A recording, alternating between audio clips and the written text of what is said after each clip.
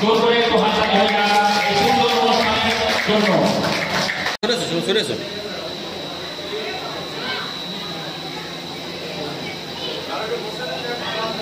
বসে বসে নিলে ভালো আসবে।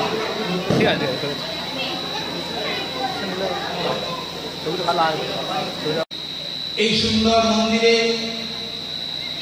আর কয়েকদিন বাদে মা অতর্জি সাজা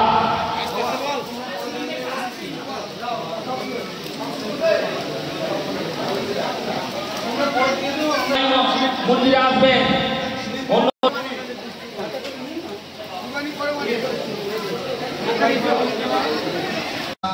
তাঁর শ্রীচরণে বসে মায়ের সম্বন্ধে যে চার কথা আমরা শোনার সুযোগ লাভ করেছিলাম আমাদের মন্থন করি।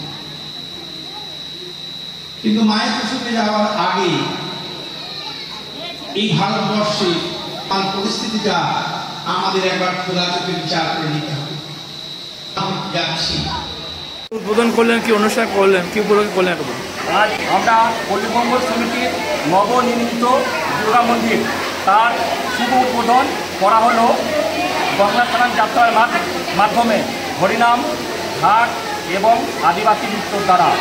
তারপর 10টা থেকে পূজাপাঠ এবং যজ্ঞর দ্বারা আমাদের অনুষ্ঠানটিকে সমৃদ্ধ করলেন 4টি ব্রাহ্মণ দ্বারা এবং বেলুর মঠ থেকে আগত শিহরণ চক্রবর্তী দ্বারা গীতা পাঠ করা হয়েছে। এবং আমাদের মধ্যে উপস্থিত ছিলেন শ্রদ্ধেয় শ্রী শ্রী 108 সদ্গুরু কাঠি বাবাজি। উনি প্রবচনের দ্বারা আমাদেরকে নিয়ে উদ্বুদ্ধ করলেন।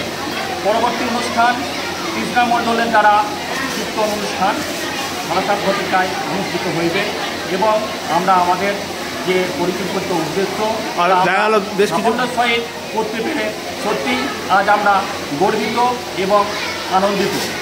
বেশ কিছু বস্ত্রদানও করছেন, বস্ত্র বিতরণও করছেন। হ্যাঁ, আমরা এই অনুষ্ঠানটি তখনই সমৃদ্ধ হয় যখন বস্ত্র এবং অন্নদানের মারফতে।